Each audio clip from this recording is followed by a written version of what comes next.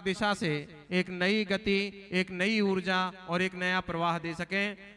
बोलिए हे गुरुवर नमोस्तु नमोस्तु नमोस्तु।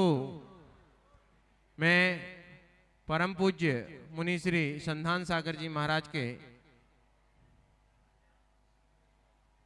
श्री चरणों में नमोस्तु पूर्वक प्रणति पूर्वक निवेदन करूंगा कि आज के इस शंका समाधान सत्र का संचालन करें। पूज्य मुनि श्री संधान सागर जी महाराज की जय। आज ज्ञान कल्याण के पावन अवसर पर चलते हैं इस पंच कल्याण की वेदी पर विराजित पूज्य गुरुवर के चरणों में और आज के शंका समाधान का सत्र अपन प्रारंभ करें। प्रथम प्रश्न के लिए मैं आमंत्रित कर रहा हूं इस महान अनुष्ठान के का जो ध्वजारोहण जिनके कर कमलों से हुआ और पूरा मंदिर नींव से शिखर तक संस्कार उपवन में जो बना रहे हैं, ऐसे अपने बीच में अनुपम जी, अर्चना जी यहाँ पर उपस्थित है। जोरदार तालियों से उनका स्वागत कर दें। वे अपना प्रश्न कर रहे हैं। उसके बाद में आपने बीच में आज इंदौर से शिरोमणि संरक्षक अपूर्व सत भैया जी यहाँ पर उपस्थित हैं। वे अपना प्रश्न करेंगे।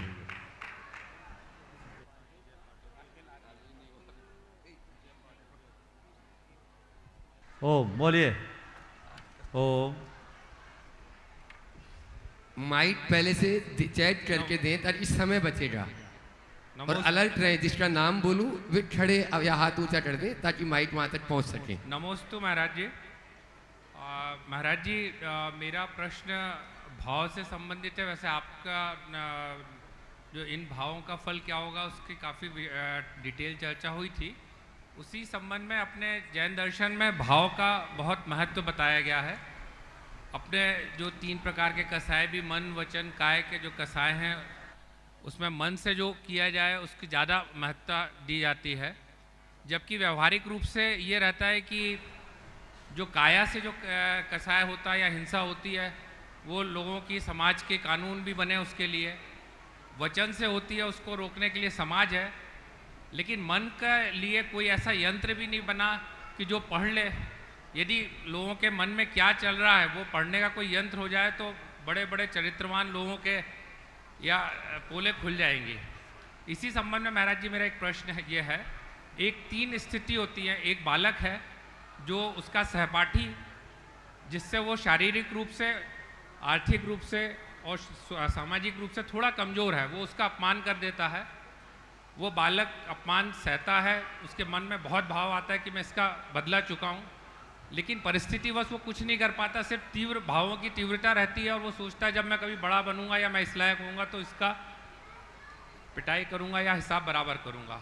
दूसरी स्थिति में वही एक बालक है जो फिजिकली उससे थोड़ा कमज़ोर है, बाकी सब रूप में बराबर है, वो उसका अपमान करता है तो जाता है, वो सोचता है कि भाई ये फिजिकली मेरे से बहुत स्ट्रांग है, वचन से बोल देता मैं तेरा ऐसा कर दूंगा, ये कर दूंगा। अपने दोस्त को बोलता है पीछे से हाथ पकड़े रहना, मेरे को जाने मत देना। लेकिन क्योंकि वो जान रहा है कि वो शारीरिक रूप से फिर भी आए, उसके भाव सिर्फ वचन के हुए। तीसरी परिस्थिति महाराज जी ऐसी होती है कि जो बलशाली भी है, सामाजिक रूप से सक्षम भी है, वो किसी बच्चे से, अपने सहपाठी से नाराज हो जाता है, उसके मन में तीव्रता से गुस्सा आती है, वहीं उसकी पिटाई करता है, उसके भाव सब शांत हो जाते हैं, बिल्कुल आगे कोई भाव बचते नहीं है। अब तीनों परिस्थिति में महाराज जी दोष किसको ज़्यादा लगेगा? कर्म बंध जो होगा। बहुत अच्छा सवाल किया। आपके प्रश्न का सवाल यह है कि मन को महसूस के रहने में, चुप रहने में फ़ायदा है कि भड़ास निकाल लेने में। देखिए ये बात सच है कि हमारे भावों का प्रभाव पड़ता है, लेकिन पाप को जिस स्तर पर रोक सके रोके। मन में आ गया तो वचनों में ना आने दे, और वचन में आ गया तो शरीर पे ना आने दे।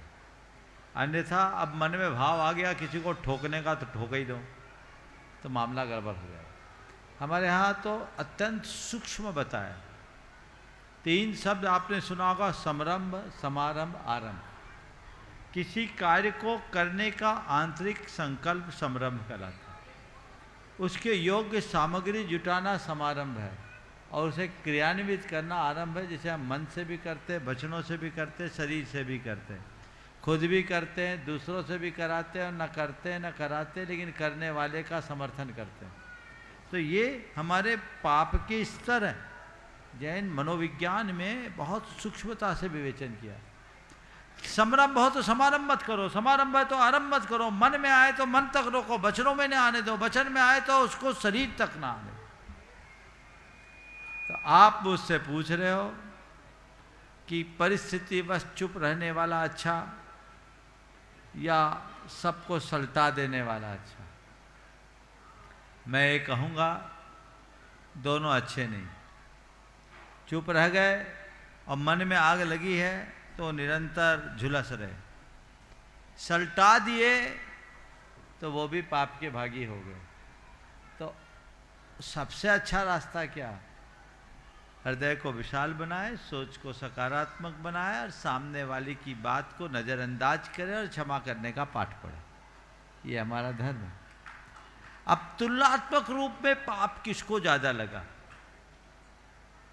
तो जिसके अंदर आग लगी हुई है वो निरंतर पाप कर रहा है, और जिसने कभी कोई क्रिया कर दी और बाद में अपने आप को संभाल लिया और अपना पश्चाताप भी कर लिया, उसके मन में अपराध बोध है, तो वह कुछ अंशों में पापों से बच भी सकता है। तो दोनों बातें उसी स्थिति में। अपूर्व जी सतभैया शिरोमणि संरक्षक गुणायतन, और जिन्होंने वर्षा योग में, हाँ, और साथ में मुख्य यजमान चातुर्मास के विजय जी पाटोदी, और इंदौर से और भी जो आशीष भाई, या जो ये वो चेहरे हैं जिन्होंने पूज्य श्री के चातुर्मास को ऐतिहासिक चातुर्मास के रूप में तब्दील करने में अपनी अहम भूमिका निभाई। और चाहूंगा कि पंच कल्याण कमेटी वहीं पर जाकर उनका सम्मान भी कर दे। आप लोगों ने टर्टल डोली से उनका सम्मान किया, बहुत अच्छा। और अपूर्व सतभैया अपना प्रश्न गुरुचरणों में रखना, और उसके बाद में तैयार रहेंगी राजेश रीना जैन भोपाल।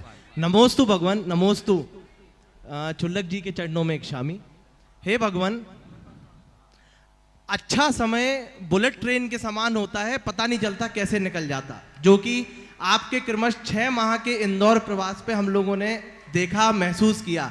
आज उसको हम फील करते हैं, उसका फिर से इंतजार करते हैं कि कब आप वापस इंदौर की धरा पे अपने चरण रखेंगे और हम सभी को आशीर्वाद मिलेगा। नॉर्मल जो समय होता है वो एक एक्सप्रेस ट्रेन की तरह होता है कि चलता रहता है, और बुरा समय एक पैसेंजर ट्रेन की तरह होता है जो रुका रहता है।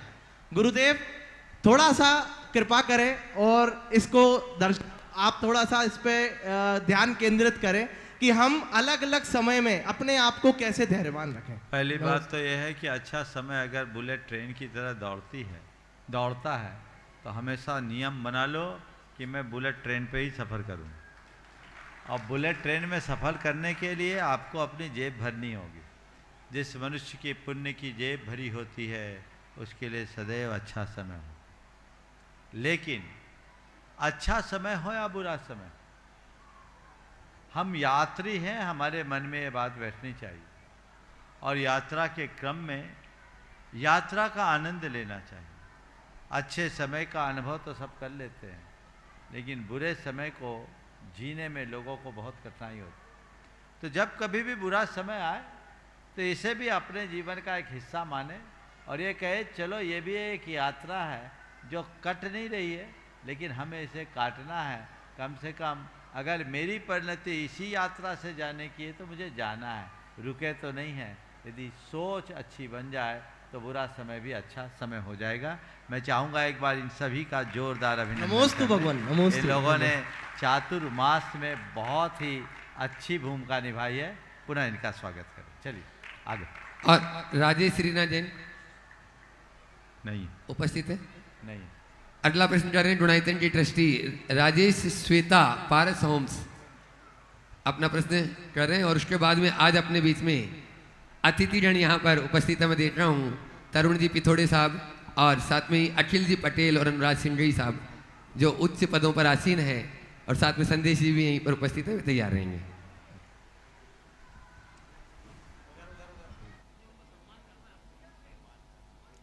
नमोस्तु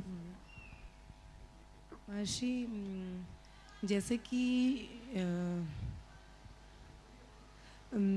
श्रुत ज्ञान के उसमें आता है कि निमित्त ज्ञानी जो होते हैं मुनिराज, उनको स्वप्न निमित्त ज्ञान होता है, तो वो स्वप्न में सब तरह के जो फ्यूचर में होने वाला है वो उनको ज्ञान में आ जाता है। तो ये तो निमित्त ज्ञान जो मुनियों का होता है वो होता है। जैसे श्रावकों में भी ऐसा सुनने में आता है कि कई श्रावकों को, सामान्य लोगों को भी स्वप्न में वो दिखता है जो फ्यूचर में होने वाला होता है। तो उस निमित्त ज्ञान में, श्रुत ज्ञान के उस निमित्त ज्ञान में और इसमें क्या अंतर है? आपके सवाल का आशय यह है कि हम जो सपने में देखते हैं और उसके फलाफल का ज्ञान होता है, वो ज्ञान किस कोटि का है, और सपने में जो होता है क्या वो घटता है? मैं दोनों बातें बताना चाहूँ। देखिए, सपना है, निश्चित सपने से भावी घटनाओं की सूचना मिलती है, लेकिन ये बहुत नगण्य होती है। हमारे सपने के कारण क्या है? हमारे यहाँ अलग अलग शास्त्रों में अलग अलग तरह की विवेचना है। आयुर्वेद के अनुसार वात पित्त कफ इन त्रिदोष में असंतुलन होने से सपना आता है। ज्योतिष शास्त्र के अनुसार स्वप्न हमारे भावी घटनाओं की सूचनार्थ आते हैं। मेडिकल साइंस के अनुसार स्वप्न हमारे स्नायु तंत्र के संकोच से आते हैं। और मनोविज्ञान के अनुसार स्वप्न में हमारी रुद्ध और अव्यक्त इच्छाएं अनेक प्रकार से प्रतीकों में प्रकट होती हैं। इन सब का अलग अलग है, लेकिन इनमें सबसे खास बात जो है वह यह है कि सपने प्रायः अर्थहीन होते हैं। स्वस्थ व्यक्ति के सपने का ही कोई फलाफल होता है। जो सपने अक्सर आते हैं उनका तो कोई अर्थ ही नहीं होता। क्वचित कदाचित सपने आए तो उन सपनों का कोई फल जुड़ता है, हम उसे समझ सकते हैं। लेकिन उसमें भी स्वप्न कब आया, किस तिथि में आया और किस टाइम में आया, उसके आधार पर उसका फल होता है। और ये सब श्रुतक ज्ञान का ही आधार है। ये स्वप्न निमित्त शास्त्र में है, आम जनों को भी ये हो सकता है। और मैं आवाज दे रहा हूं आज अपने बीच में आपके इस भोपाल के पूर्व कलेक्टर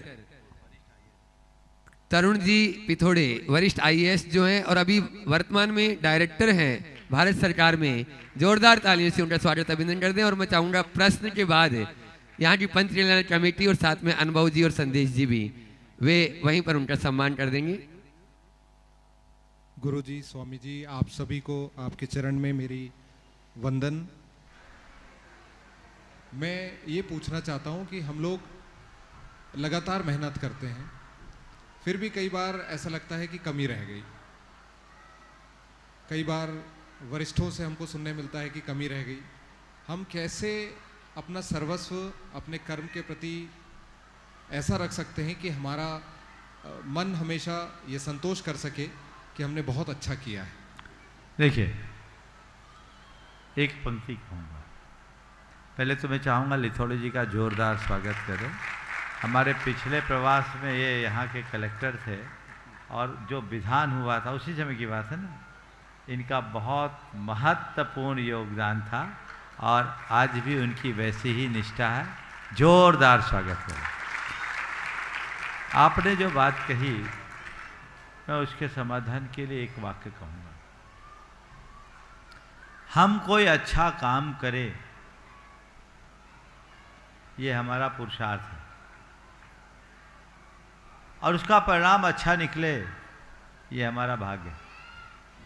समझिए, हम कोशिश करें बेहतर से बेहतर करें, पर कोई जरूरी नहीं कि लोग उसे बेहतर माने। तो मैं ये मानता हूं कि जो लोग माने उसे ही हम बेहतर मान लें, तो मन में कभी आकुलता नहीं होगी। सबको संतुष्ट नहीं किया जा सकता। हमारी एक ही भावना होनी चाहिए और पुरुषार्थ होना चाहिए कि हम अच्छे से अच्छा करें, मेरे करने में कोई कमी न रह जाए। लेकिन ये मान करके चलना, एक भगवान ही है जिनके पास कोई कमी नहीं, बाकी संसार में सब में कुछ ना कुछ कमी। तो पूर्ण तो कोई है ही नहीं। जब हम ही अपूर्ण है तो हमारा काम पूर्ण कैसे होगा? इसलिए कमी हो तो घबराए नहीं, उसे अपने भाग्य की परिणति मान करके स्वीकार कर ले, तो मन कभी विचलित नहीं होगा। कोई भी व्यक्ति, आज प्रधानमंत्री भी सबको संतुष्ट नहीं कर पाते, कितने ही अच्छे निर्णय ले तो भी, और फिर कुछ लोग ऐसे होते हैं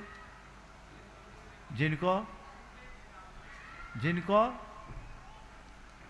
आपके विपरीत ही जाना है, और आप जैसे प्रशासनिक क्षेत्र के लोगों को तो ये सब ज़्यादा झेलना पड़ता है।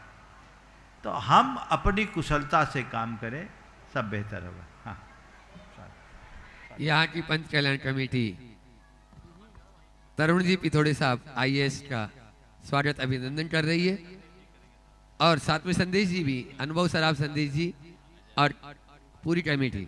और उसके बाद में मैं आवाज दे रहा हूँ अपने बीच में आज अखिल जी पटेल IPS, अभी वर्तमान में DCP क्राइम विभाग में है।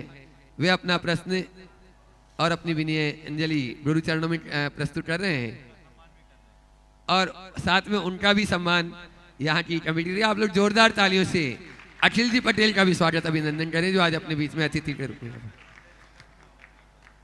और इसी क्रम में जैन धर्म के यहाँ भोपाल के आपके गौरव ऐसे संदेश जी जैन, और ये पंच कल्याण प्रतिष्ठा महामहोत्सव में अभी आप देख रहे हैं बहुत एक्टिव, और गुरु चरणों के बस केवल संदेश का ही ध्यान रखते हैं कि कैसे उनका बस आदेश और संदेश मुझे मिल जाए, बस उसको मैं पूर्ण कर दूं, ऐसी भावना के साथ जोरदार तालियां इन सभी अतिथियों के लिए। और इन्हीं के साथ में जबलपुर से सॉफ्टवेयर इंजीनियर अनुराग सिंगई जी भी साथ में है, वे भी अपने जो आज गुणायतन के ट्रस्टी भी बने हैं। उनका प्रश्न अलग से होगा। पहले अखिल जी पटेल साहब अपनी बात, सम्मान सभी का कर दे कमेटी। अनुभव भैया,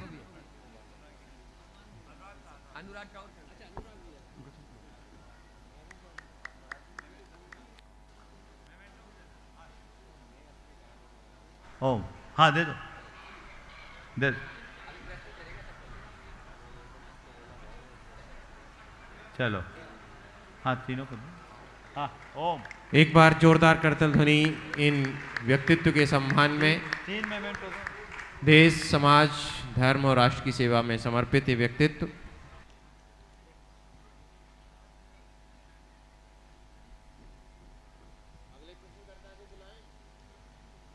हाँ दे दो। हाँ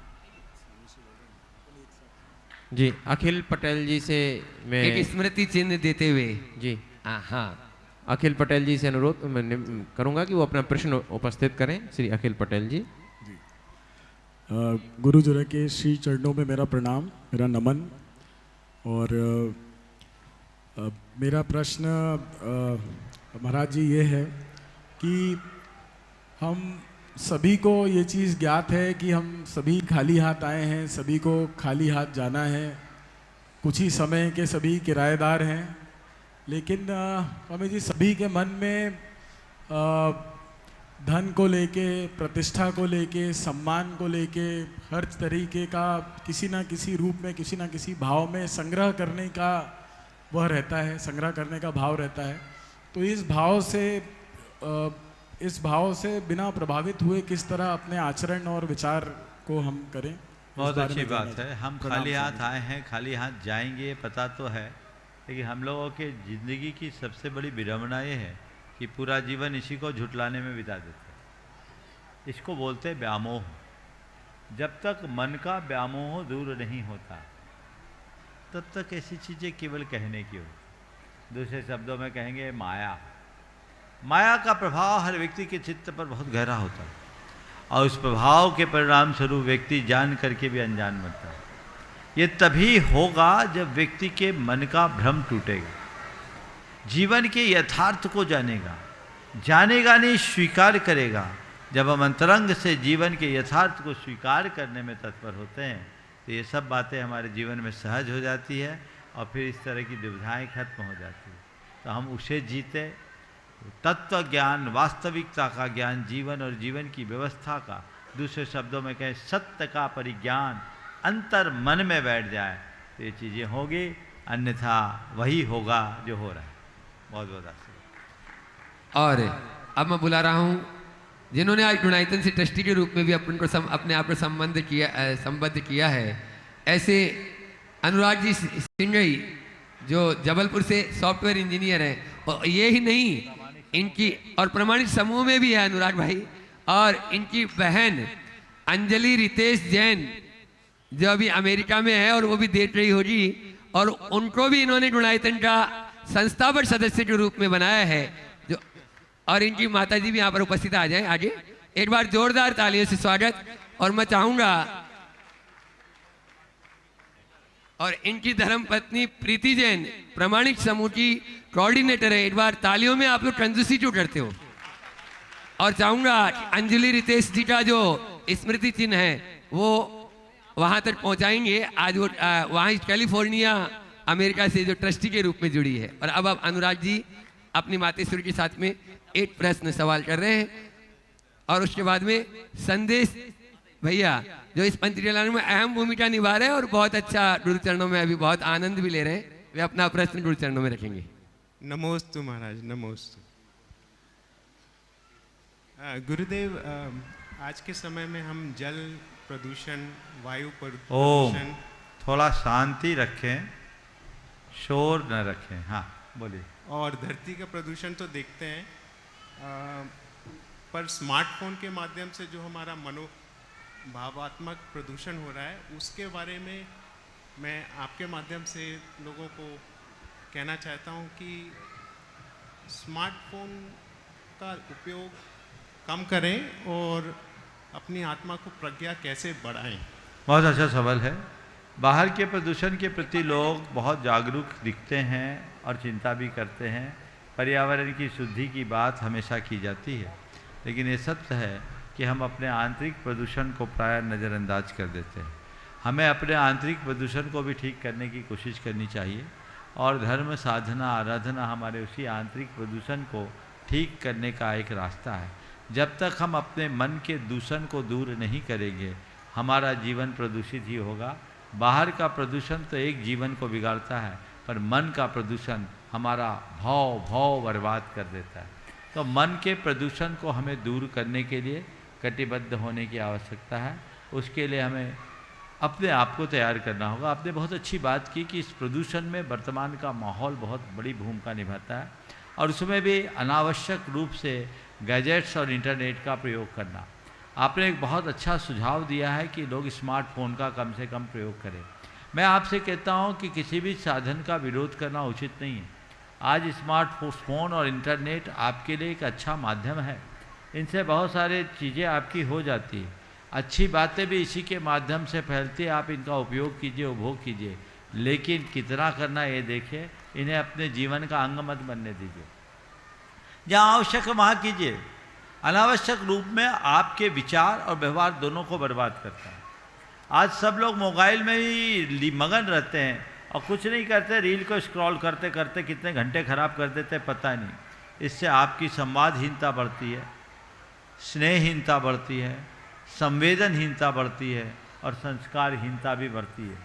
संवादहीनता, स्नेहहीनता, संवेदनहीनता और संस्कारहीनता बढ़ जाने से हमारा जीवन ही बिल्कुल गड़बड़ हो जाता है। संवाद कैसे, जब आप लिए हैं, दो व्यक्ति आजू बाजू में बैठे हैं, हो सकता है वो पति पत्नी भी हो, लेकिन दोनों अपने में मगन है, उनकी उंगलियां ऐसे चल रही है, आजू बाजू में है, पर एक दूसरे को कोई अता पता नहीं। ये संवाद खत्म। एक बार एक बहन जी ने कही कि महाराज मेरे भाई को समझाओ, 6 बहनों पर एक भाई और 3 मोबाइल रखता है। बोले इसके मोबाइल ने हमारे भाई को हमसे दूर कर दिया। बोले हम लोग आते हैं, इसको टाइम ही नहीं, जैसे तैसे आता मोबाइल में चालू। उपयोग कीजिए, इसको नियंत्रित कीजिए। संवाद खत्म होता है, फिर संवाद खत्म होने से स्नेह भी खत्म हो जाता है। फिर हम जिस तरह के दृश्यों को रोज रोज देखते हैं, उससे हमारी संवेदना खत्म हो जाती है, और फिर ऐसी चीज़ें उनमें परोसी जाती, संस्कार नष्ट होते हैं, जीवन प्रदूषित होता है। इसलिए एक प्रण लीजिए कि इंटरनेट का प्रयोग या स्मार्टफोन का प्रयोग अपने दफ्तर से बाहर नहीं करेंगे।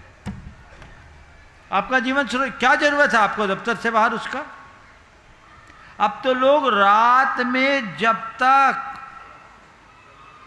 फोन के माध्यम से घंटे 2 घंटे अपना समय बर्बाद नहीं करेंगे, नींद नहीं आती, पूरा जीवन विकृत होता है। मेरे संपर्क में बहुत सारे लोग हैं जो बहुत उच्च भूमिका में जीने वाले लोग हैं, लेकिन उनका संकल्प है अपने दफ्तर से बाहर हमें स्मार्टफोन का यूज ही नहीं करना। वो नोकिया 1000 रखते हैं, छोटा सा। घर में बेसिक फोन है, प्रयोग कीजिए, इस क्रांति की शुरुआत कीजिए। इससे आप में और न केवल आप में, आपके बच्चों में भी अच्छा प्रभाव पड़ेगा और आप खुश रहेंगे। अनावश्यक नकारात्मक बातें, सारा कूड़ा कचरा दिमाग में भर लोगे तो दिमाग में बचेगा क्या? कहते हैं ना दिमाग में भूसा भरा है, भरा नहीं, आप भर रहे हो। अब भूसा ही नहीं भर रहे, तुम तो गोबर भर रहे हो, कचरा भर रहे हो। उससे सब कुछ तहस नहस होता है। हर व्यक्ति को इस पर गंभीरता से विचार करना चाहिए। मुझे पता है आप लोग बहुत गंभीरता से सुन रहे हो, पर आपकी ये गंभीरता पंडाल के बाहर नहीं रहेगी। और कुछ लोगों की गंभीरता तो अभी भी मोबाइल अगर रिंग करे तो यहीं उठा लेंगे। तो ये आपका एक एडिक्शन है, इससे बाहर आए। बहुत अच्छा। नमोस्तु भगवान, नमोस्तु भगवान, नमोस्तु। और हाँ पूछे हाँ पूछ ले माता जी। महाराज साहब, हम जब किसी की मृत्यु होती है तो हम कहते हैं राम नाम सत्य है, लेकिन सत्य तो जब होता है जब जन्म होता है। जन्म है तो मृत्यु है, नहीं तो मृत्यु नहीं है। तो इस जन्म को हम सत्य क्यों नहीं कहते हैं और जीवन की सत्यता को क्यों नहीं समझते हैं? देखिए, बहुत अच्छी बात कही। राम नाम सत्य है, ये किसी की मृत्यु के बाद सुनाते हैं, क्योंकि हम राम नाम सत्य है मुर्दे को सुनाते हैं, जिंदा को कहाँ बताते। यही तो हमारा मोह, उसको सुनाते हैं जो सुनने वाला नहीं है। अरे जिंदे में राम नाम सत्य है जाने लो, तो तुम्हारा कभी राम नाम सत्य नहीं होगा, बल्कि राम का नाम लेके जीवन के सत्य को प्राप्त कर लोगे। सचेतन अवस्था में मिसे जाने। जो व्यक्ति गहन सुसुप्ति में जीता है वो राम राम रटते रटते भी तोता रटन हो जाता है। तोता राम राम कहता है और कोई उंगली डाले तो राम ही की उंगली काट ले। आज के राम राम करने वालों का यही हाल है। जीवन के सत्य को जानो। हालांकि ये जो हमारे यहाँ परंपरा है कि किसी व्यक्ति के अंतिम संस्कार के लिए अंत्येष्टि की जो यात्रा निकलती है उसमें राम नाम सत्य है ये कहा जाता, वो केवल इसलिए बताया जाता है, ये सब असत्य है। जो जा रहा है असत्य है, सब दुनियादारी छोड़ के जा रहा है, खाली हाथ जा रहा है। असत्य था वो चला गया, सत्य है तो भीतर का राम है, हमें उसमें ही विराम लेना है, उसमें ही अपने आप को रमाना है। ये भाव अगर हमारे अंदर आ जाए तो किसी मृतक को देख करके भी हम अपने जीवन का मर्म समझ सकें। नमोस्तु भगवान, नमोस्तु भगवान, नमोस्तु। संदेश। और प्रशासन के क्षेत्र में उच्च पद पर आसीन होने के बाद में भी एक श्रेष्ठ श्रावक के रूप में आपके सामने संदेश जी जैन, एक बार जोरदार ताली से उनका भी स्वागत अभिनंदन करें। और उसके बाद में इस महान अनुष्ठान भव्याति भव्य जो पंच कल्याण चल रहा है, इसके सौधर्मेंद्र राजेश सारिका कोयला परिवार जो आज राजा श्रेयांश की भूमिका भी निभाए, वे पूरे परिवार के साथ में तैयार हैं। नमोस्तु गुरुवर। गुरुवर, मेरा प्रश्न ये है कि आजकल ये देखने में आ रहा है कि जो हमारा समाज का युवा वर्ग है, चाहे बच्चे हों बच्चियां हों, ये मादक पदार्थों का सेवन कर रहे हैं, इंटरनेट का उपयोग कर रहे हैं, यानी समाज से ये संस्कृति से हमारे दूर होते जा रहे हैं। और एक परिवार में और युवाओं के बीच में एक संवादहीनता की स्थिति भी हम देखते हैं निर्मित होती है, जिसके कारण ये सब देखने में आ रहा। तो कैसे इनको हम अपनी संस्कृति से जोड़ें जिससे कि ये इन सब चीज़ों से दूर होएं? देखिए, हम युवाओं को दोष देते हैं, लेकिन तब तक हमसे काफ़ी देर हो चुकी हो। हमें चाहिए कि यौवन अवस्था के पूर्व जीवन के प्रारंभिक दौर में ही हर बच्चे के हृदय में औचित्य का बोध कराए। किसी चीज़ का निषेध करने से उसके प्रति आकर्षण बढ़ता है। ये मत करो, ये मत करो, ये मत करो। बच्चे जब तक छोटे होते हैं मान लेते हैं, और थोड़े बड़े होने के बाद जब मौका मिलता है सबसे पहले वही बैरियर तोड़ते हैं। सबका अनुभव होगा, वो उसी को तोड़ते हैं। तो ये हमारे जीवन का एक नकारात्मक रूप बना देता है। ओ भैया, ये नकारात्मक रूप बना देता है। तो उस नकारात्मकता से अपने आप को बाहर करने का सबसे अच्छा तरीका है, क्या उचित है और क्या अनुचित है, ये बात व्यक्ति के हृदय में गर्व से भरे, बचपन से भरे, कभी नहीं भटकेगा। हम लोग बहुत देर कर देते हैं। बचपन में तो आप उसी बच्चे को मोबाइल पकड़ा के खुश करते हो, और आजकल बच्चों का मूल खिलौना मोबाइल ही हो गया। माँ भी सोचती चलो मोबाइल से खेले तो हम इजी रहें, बच्चे को बिजी करके आप इजी करते हो, अपने आप को इजी बनाने की कोशिश करते हो। गलत काम तो आप करते हो। और बच्चों का मोबाइल के प्रति अट्रैक्शन क्यों होता है? क्योंकि आपने पूरे 9 महीने उसी का प्रयोग किया।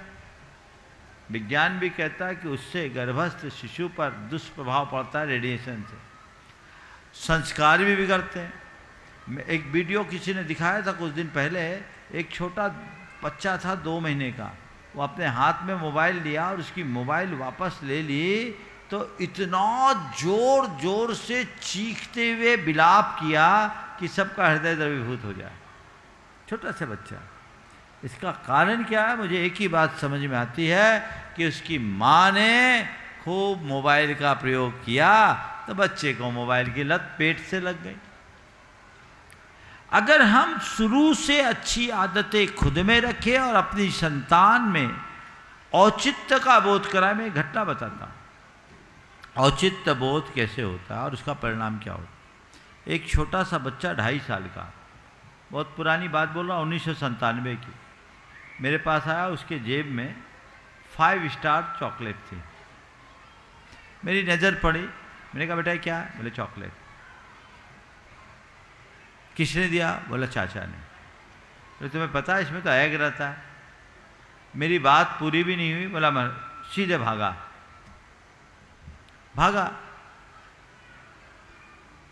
मुझे लगा कि शायद मैंने इसको टोक दिया इसलिए भाग गया होगा, लेकिन कोई 1 से 1.5 मिनट बाद वापस आया और आते समय उसके चेहरे पर बड़ी खुशी थी।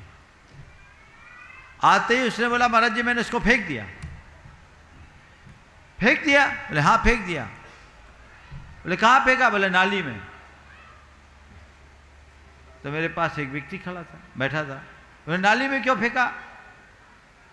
किसी को दे देते। बोला महाराज जी जिस चीज़ में एग है उसको हम खाएं, नहीं खाएं तो दूसरे को कैसे खाने दें? हमने नाली में फेंक दिया। महाराज जी हमको पता नहीं था कि एग है, क्योंकि मेरी मम्मी ने मुझे बताया कि जैसे हमारे प्राण हैं वैसे ही एग में भी प्राण हैं। तो जो हमने खाए, हम अपने बारे में जैसा सोचते हैं वैसे औरों के बारे में भी सोचो।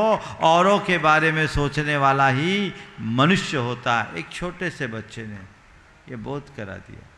2.5 साल का, 1997 की बात बता रहा हूँ। 28 साल हो गया, वो लड़का 30 साल का हो गया और आज भी बहुत सात्विकता से अपना काम कर रहा। IIM किया हुआ है अहमदाबाद से और अपना व्यापार कारोबार अच्छे से चला रहा है। संस्कार ऐसे जगते हैं।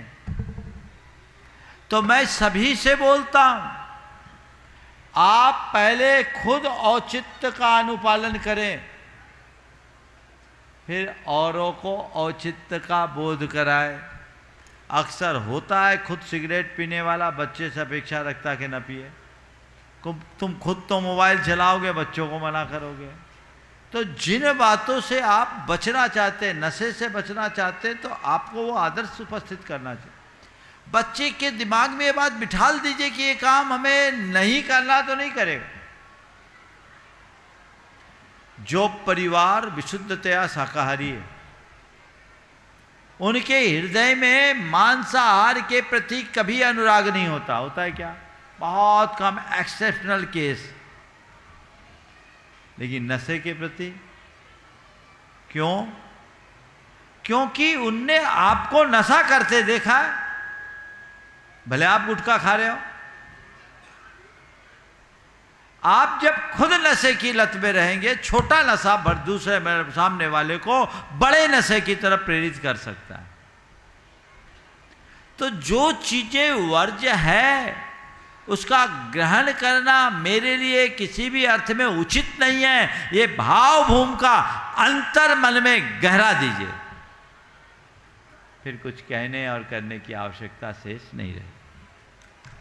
और अब मैं आवाज दे रहा हूं सौदर महेंद्र परिवार, राजेश, सारिका, कोयला परिवार यहाँ पर उपस्थित है। और आज सारिका जी का कुछ विशेष भी है। इनके परिवार से कितने शिरोमणि हैं मालूम नहीं, लेकिन अभी इनका नंबर आगे लग रहा है।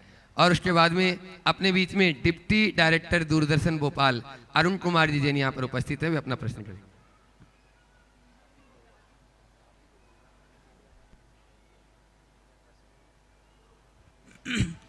तीनों मुनिराजों के चरणों में समस्त कोयला परिवार की तरफ से बारंबार नमोस्तु नमोस्तु। सभी छुल्लक जी के चरणों में इक्षामी। महाराज जी, पूज्य आचार्य भगवान के आशीर्वाद से और आप जैसे गुरुओं के आशीर्वाद से सर्व विदित है कि हमारा परिवार अर्श से फर्श से अर्श पर पहुंचा है और उसी के फलस्वरूप सारा परिवार इतना धर्म से जुड़ा हुआ, अभी कथनी पंच कल्याणक, भोपाल पंच कल्याणक, अनुज लोगों ने भी शिखर जी में जो विधान करवाया था और महाराज जी फिर से विधान करवाने की भावना बन रही है। तो महाराज जी आज परिवार के काफ़ी सदस्य यहाँ मौजूद हैं और राजेश और अनुज को देख के सबके मन में भावना है कि इनका इतना प्रबल पुण्य था कि ये सौधर्मेंद्र और कुबेर बने, तो हम लोगों को भी ऐसा कौन सी आचरण व्यवहार ताकि हम भी इतना पुण्य संचय कर सकें कि आने वाले समय में पूरा परिवार का प्रत्येक सदस्य सौधर्मेंद्र कुबेर किसी चीज से वंचित ना रह जाए, माता पिता ऐसे सभी पदों पर आसीन होना चाहता है। तो महाराज जी आप पहले तो मैं चाहूँगा इस परिवार का जोरदार अभिनंदन करें। निश्चित ये परिवार हमारे समाज का एक आदर्श परिवार, इनकी प्रबल पुण्याई है और इन पूरे परिवार की प्रगति का एक ही रहस्य है, वह है गुरु के प्रति समर्पण। पूरा परिवार परम पूज्य गुरुदेव के चरणों में समर्पित रहा और बिना किसी प्रकार का विचार किए क्षमता से बढ़कर के काम करने की शुरुआत की और आज शिखर पर है। आज शिखर पर है। जो जिस परिवार के सदस्य कभी 300 रुपया महीने की नौकरी करते हों और आज बड़े बड़े भव्य जिनालय बनवाने में समर्थ हो जाए, इससे बड़ी बात क्या हो। आप सबको भी प्रेरणा लेनी चाहिए। बड़ी सोच का बड़ा परिणाम होता है। जिसका चित्त उदार होता है वही अच्छे परिणाम प्राप्त कर पाता है। तो हम अपने चित्त में उदारता को विकसित करें, अच्छे परिणाम सुनिश्चित रूप से हमारे अंदर जागेंगे। आप लोगों के अंदर ये भावना है तो जैसे एक बड़े परिवार में होता है बिजनेस में प्रतिस्पर्धा, एक दूसरे को देखकर उसने ऐसा किया तो मुझे ऐसा करना है, मुझे उसने ऐसा किया तो मुझे करना है। सकारात्मक है, एक दूसरे को आगे बढ़ाने में हो। प्रतिस्पर्धा बुरी नहीं है, प्रतिद्वंदिता बुरी। तो जैसे बिजनेस में आपकी प्रतिस्पर्धा है वैसे धार्मिक कार्यों और समागमों में भी प्रतिस्पर्धा हो जाए कि उसने किया तो अब मेरा नंबर है, अब मुझे करना है, उसने किया तो अब मुझे भी करना चाहिए। जब वो कर सकता है तो मैं क्यों नहीं। बस इतनी भावना जग जाए ना तो कहने की कोई बात ही नहीं। लेकिन बहुत कम ऐसे यहाँ ऐसा दिखता है। तुम लोग यहाँ तो है पर ज़्यादा उल्टा ज्ञान देने लगते। वो तो बर्बाद कर रहा है, वो तो लुटा रहा है। अरे वो क्या लुटाएगा, तुमने अपने कर्म फोड़ लिए। करो और ना कर सको तो आलोचना मत करो, अनुमोदना करो। पर आज के कर्म फूटे ज्यादा आलोचना करते, क्या होगा। किसी को रोको मत, उसे आगे बढ़ने का रास्ता दो, जीवन प्रशस्त होगा।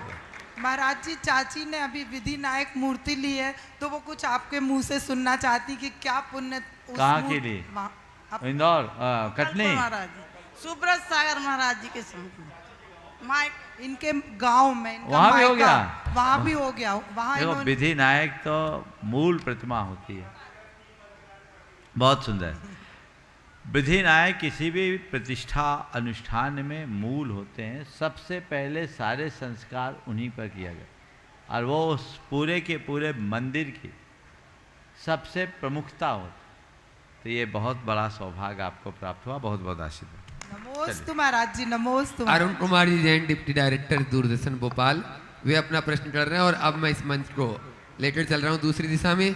आज जो डुनाइतन से ट्रस्टी के रूप में संबद्ध हुए वे भी आ गए। दिनेश जी, विकास रोडवेज परिवार, उनको सबको आवाज़ दे रहे हैं। अपने भाई सोनल जी यहाँ पर उपस्थित हैं, वे उनका सम्मान कराएंगे। और साथ में आगम जी एक अद्भुत प्रस्तुति से आप सबको आश्चर्यचकित करने वाले हैं, वे भी रहेंगे। हाँ जल्दी बोलिए। और एक पुस्तक का विमोचन भी होना है। गणधर परमेष्ठी के चरणों में बारंबार नमोस्तु नमोस्तु नमोस्तु। हे भगवान, जम्मू द्वीप के भरत क्षेत्र में भोपाल नगरी में 108 श्री प्रमाण सागर जी महाराज विराजमान है। सीधे सवाल कर लो भैया, बहुत लोग हैं पीछे। हाँ, एक बार उन्होंने अपने प्रवचन में बोला था कि हमें कर्मकांडी नहीं बनना चाहिए, उसकी जगह कर्मयोगी बने, लेकिन उसका आशय मैं पूरी तरह से समझ नहीं पाया था। कृपया जिज्ञा का समाधान। देखिए, कर्मकांडी और कर्मयोगी में क्या अंतर है? अंधविश्वास से भरकर 10 तरह के धार्मिक क्रियाओं को करना कर्मकांडी बनना है। ऐसा करने से ये हो जाएगा, ऐसा करने से ये हो जाएगा, उसको पूज लेंगे तो ये हो जाएगा, वहाँ नारियल चढ़ा लेंगे तो वो हो जाएगा, वहाँ तेल डालेंगे तो ये हो जाएगा, वहाँ सिंदूर चढ़ाएंगे तो ये हो जाएगा। ये सब कर्मकांडी लोग करते हैं और ज़िंदगी भर उसी में लगे रहते, कर नहीं पाते। और कर्म योगी बनने का मतलब उद्यमी होना, ढंग से काम करना, सही दिशा में सही पुरुषार्थ करना, अपने बलबूते पर आगे बढ़ना, ये कर्मयोगी की पहचान। दुनिया में जितने लोग आगे बढ़े, ये ठटकर्मों वाले आगे नहीं बढ़े, वो वहीं रह गए। लेकिन जिन्होंने अपने आप को साबित किया है, वो शिखर पर गए। लोक जीवन की बात, परमार्थ में भी यदि आपको जाना है तो अंधविश्वास से ग्रसित होने की जगह आत्मविश्वास से भरिए, आत्मा का विश्वास कीजिए, अपने कॉन्फिडेंस लेवल को अच्छा रखिए और खुद की साधना को प्रखर बनाकर जीवन को आगे बढ़ाइए। कर्मयोगी होने का ये भी लक्षण है। नमोस्तु महाराज। हाँ, मैं बहुत ही सम्मान और बहुमान के साथ आमंत्रित कर रहा हूँ श्री दिनेश जी जैन, श्रीमती विजयश्री जैन, अभिषेक रोशनी, अंकित डॉक्टर अंकिता, डॉक्टर नेहा गौरव जैन पुत्री और दामाद, अंशुल रियांश, अद्रया आद्विक जैन, ये सभी आएँ और आज ये परिवार गुणायतन से ट्रस्टी के रूप में जुड़ा है।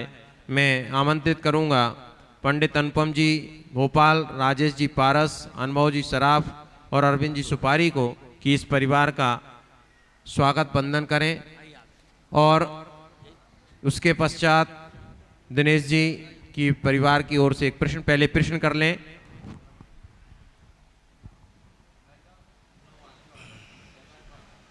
हाँ हाँ दिनेश भी, तब तक प्रश्न करें दिनेश जी। और समस्त मुनिराजों के चरणों में नमोस्तु, छुल्लक जी के चरणों में वंदामी एवं इच्छामी। महाराज जी, करीब 42-43 साल पहले हमने ट्रांसपोर्ट का व्यवसाय शुरू किया। तो पहले रोड कंडीशन अच्छी नहीं हुआ करती थी, तो कभी दुर्घटना होती थी तो उसमें कैजुअलिटी कभी नहीं हुई, 25-30 साल में कभी नहीं हुई। अभी जब से गवर्नमेंट ने रोड की कंडीशन अच्छी कर दी है, तो अब सामने वाले के ड्राइवर से या हमारे ड्राइवर की लापरवाही से दुर्घटना कभी कभी हो जाती है और उसमें कैजुअलिटी हो जाती है, तो हमें आत्मग्लानि होती है। तो ये बिजनेस हमारे लिए करना उचित है या अनुचित है? देखिए, ट्रांसपोर्ट का व्यवसाय, इसमें हिंसा तो होती है। महाराज जी, हमारा मोटिव तो सुनो तो सर्विस देना थी। अब इसमें दोष कितना है? तो प्राय हर व्यवसाय में दोष है। ट्रांसपोर्ट में सामान्य रूप से आप अपने वाहनों का एक स्थान से दूसरे स्थान पर ले जाएंगे, तो ये हिंसा का कारण बनता है। लेकिन यदि आप वाहन अयोग्य रखें, वाहन चालक अयोग्य हो, अनियंत्रित और अनियमित तरीके से वाहन का प्रयोग करें, तो ये बड़ा दोष है, कानून की दृष्टि से भी और धर्म की दृष्टि से भी।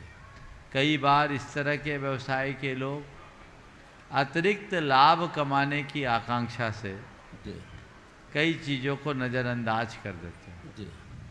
तो पहली बात, आपके माध्यम से इस व्यवसाय से जुड़े सभी लोगों को मैं कहूँगा कि पहली बात, आप इस व्यवसाय में सरकार की जितनी भी गाइडलाइन है उसका अच्छे से पालन करें। अतिरिक्त लाभ कमाने की इच्छा न रखें। और अगर मैं मना करूं कि ये काम नहीं करो तो ट्रांसपोर्ट बंद हो जाएगा तो देश ही रुक जाएगा। तो इसमें यथासंभव विवेक का प्रयोग करें और इसके प्रायश्चित के लिए अधिक से अधिक जनहित का कार्य करें। एक भावना और मैं देना चाहूँगा, हो सकता है आपको ये थोड़ी कठिन लगे। दुर्घटना ना हो ये तो सावधानी रखें जी, पर यदि कोई दुर्घटना ग्रसित हो जाए तो उसके प्रति संवेदना रखें।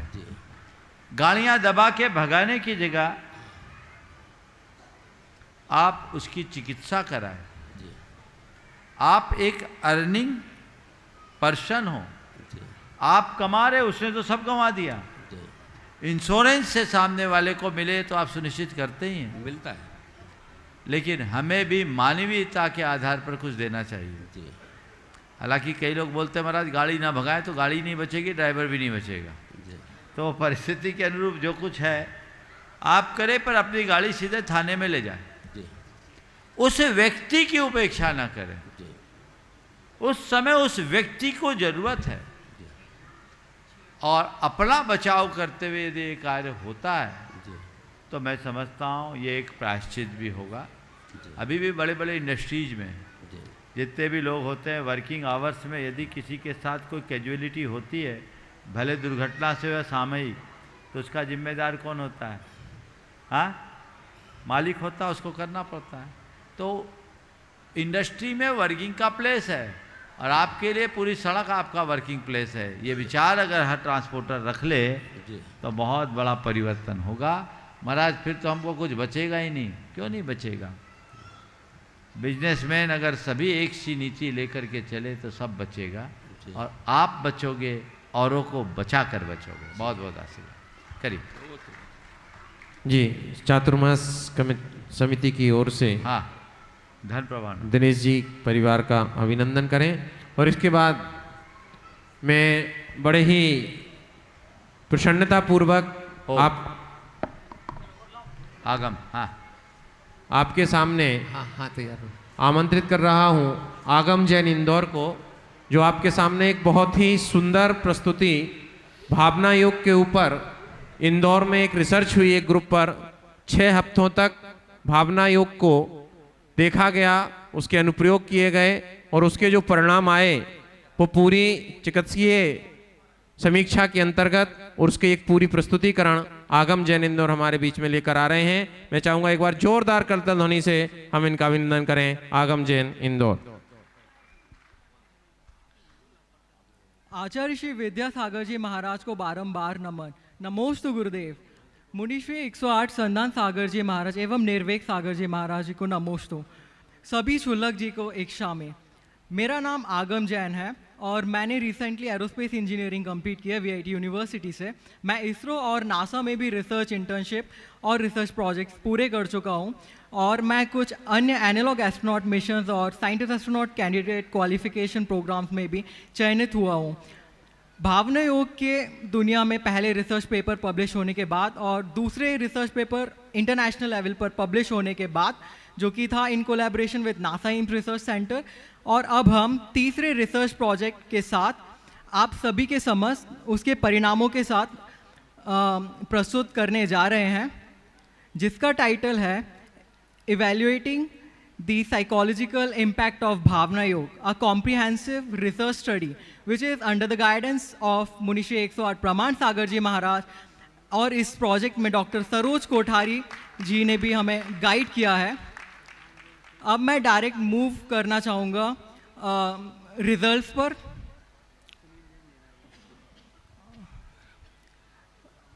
प्लीज़ रिजल्ट्स को प्रेजेंट कर दीजिए स्क्रीन पर। और ये स्टडी कंडक्ट की गई थी उदय गोमटगिरी वर्कशॉप में, जिसमें 15 से 35 साल के लोग शामिल थे और 6 हफ्ते तक ये स्टडी चली थी। और इस स्टडी में हमने अलग अलग रिस्पॉन्स लिए थे, 3 हफ्ते बाद और 6 हफ्ते बाद। ये रिजल्ट जो स्क्रीन पे आप देख सकते हैं, ये है 3 हफ्ते बाद के रिस्पॉन्स है।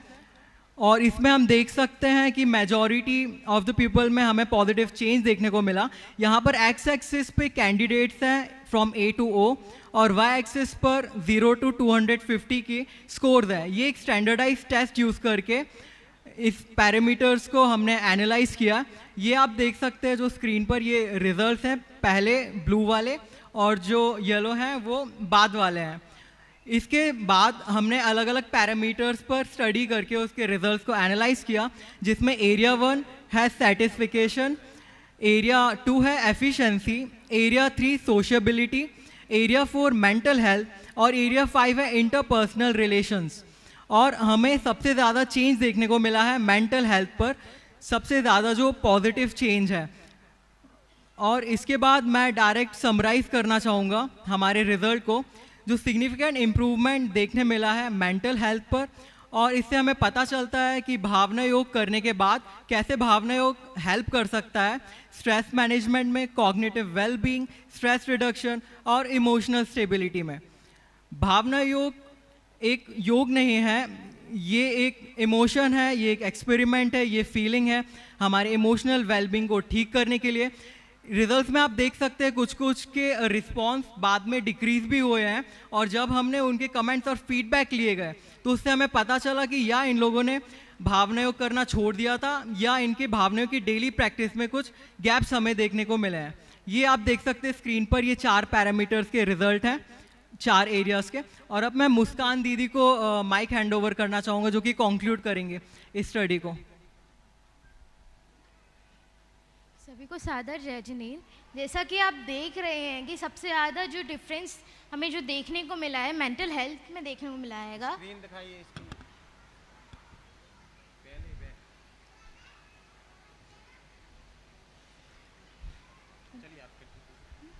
इसको मैं यही कहूँगी कि सबसे ज़्यादा आपके इमोशंस पे काम करता हैगा। जो भी लोग जो इमोशंस अपना कंट्रोल नहीं कर पा रहे हैं या फिर बहुत इमोशनली अनस्टेबल रहते हैंगे, भावना योग उन्हें स्टेबल होने में बहुत हेल्प करता है। स्लाइड बैक करें विजय भैया थोड़ा सा, स्टेट जो चार्ट स्टैटिक्स वाला चार्ट दिखाएं।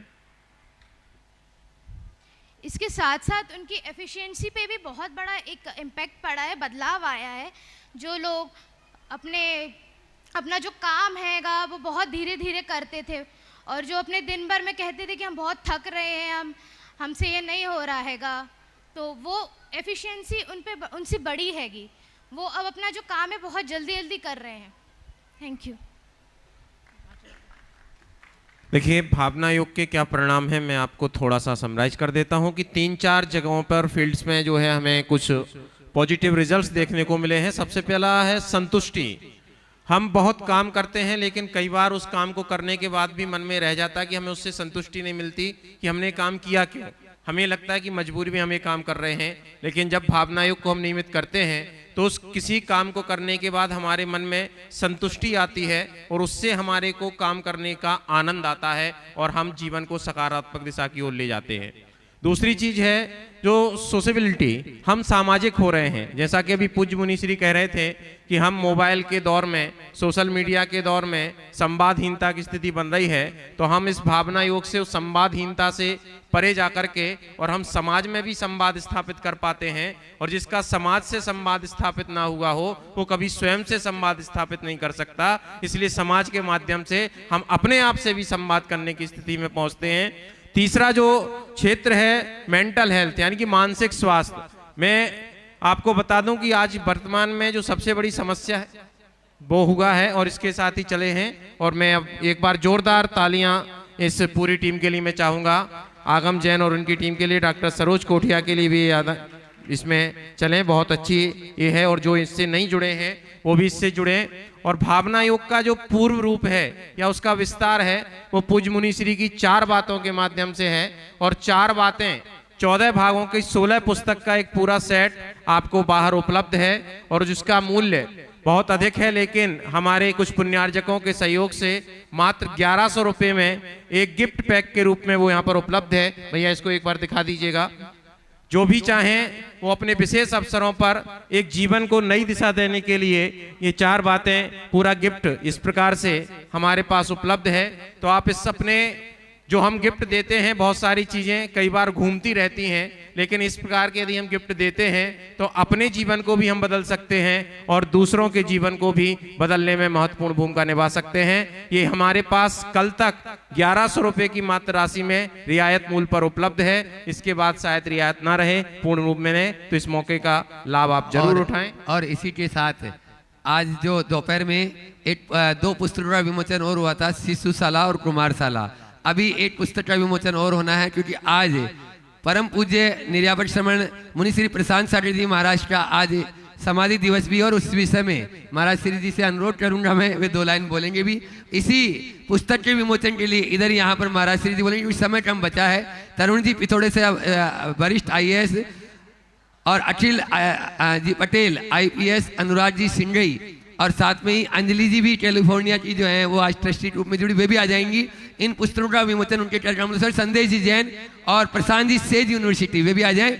और जो ये है प्रश्नोत्तरी हिंदी टीचर रत्नगढ़ सरावटाचार पर सनत जैन EMS, वे भी आ जाएं। और इन पुस्तकों का ये पूरी ले लो, ये लो। और इधर महाराज श्री से अनुरोध करूंगा कि वे इस पुस्तक के बारे में और महाराज श्री के बारे में कुछ प्रकाश डालें।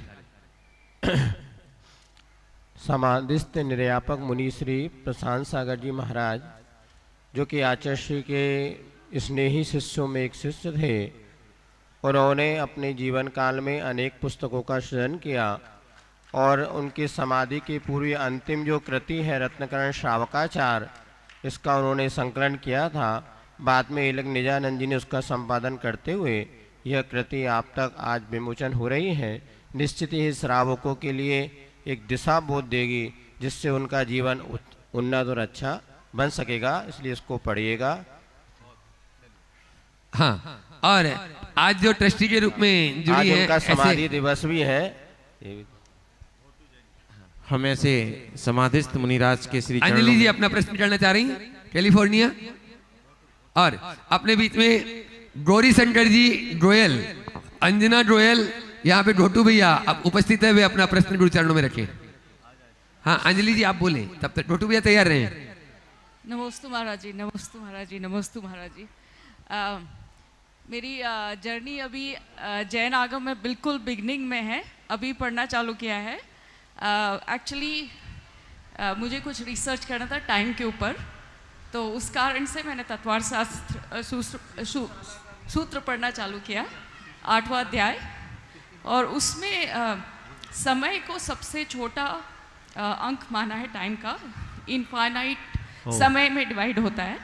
और मेरा क्वेश्चन है कि समय सार में समय का अर्थ क्या है, वो सेम है कि अलग है? देखिए समय के कई अर्थ है, समय का टाइम भी है, समय का अर्थ आत्मा भी। समय सार में आत्मा की बात जी, और वो शब्द सेम क्यों है महाराज जी, वो मुझे जानना है। सेम शब्द ये है, समय का अर्थ है जो समीचीन रूप से अयन करे, उसका नाम समय। चलिए आगे। घोटू भैया गौरी शंकर जी गोयल, वे अपना प्रश्न परिवार के साथ में एक प्रश्न कर रहे हैं, और उसके बाद में यदि समय रहा। ठीक। नमस्ते गुरुवर, आपके चरणों में बारंबार प्रणाम है, नमन है। गुरु जी मेरी जिज्ञासा ये है कि एक अच्छे व्यक्तित्व के लिए अपन को क्या क्या चीज़ों का निर्माण करना पड़ता है, वो ध्यान रखना पड़ता है? देखिए आपने पूछा एक अच्छे व्यक्तित्व के लिए हमें क्या क्या चीज़ों का निर्माण करना चाहिए। आपकी आखिरी ओवर की आखिरी गेंद, और पूरी बात प्रकाश में डालूं तो शायद बात अधूरी रह जाएगी, लेकिन बात मुझे पूरी करनी है। एक ही बात कहूँगा, एक अच्छे व्यक्तित्व के निर्माण के लिए वही सब कुछ करना होगा जो मिट्टी से घड़ा बनने की यात्रा में है। मिट्टी व्यक्ति है और घड़ा व्यक्तित्व है। उसी मिट्टी से घड़ा भी बनता और उसी मिट्टी से शराब की कुल्हड़ भी। हम अपना लक्ष्य बनाए घड़ा बनने की, घड़ा बनने का लक्ष्य बनाकर घड़ा के जैसा अपना जीवन बना ले, तो हमें पता है घड़ा को चाक पर घूमना पड़ता है, कुम्हार की थाप सहनी पड़ती है, और आँच में तपना पड़ता, हवा की आँच में, तब घड़ा बन पाता है। बस जो मनुष्य इन सब चीज़ों को अंदर से स्वीकार करके अपने व्यक्तित्व को गढ़ने के लिए तत्पर होता है, वही ऐसा कुछ कर पाता है। आज समय पर्याप्त हो गया है, इसलिए मैं अपनी वाणी को यहीं पर विराम दूंगा। कल प्रातःकाल भगवान का मोक्ष कल्याणक है और मोक्ष कल्याणक के बाद दोपहर वाला कल भव्यता के साथ अपन सबको शोभा यात्रा में भी सम्मिलित होना है, ये सब आप सुनिश्चित रखें।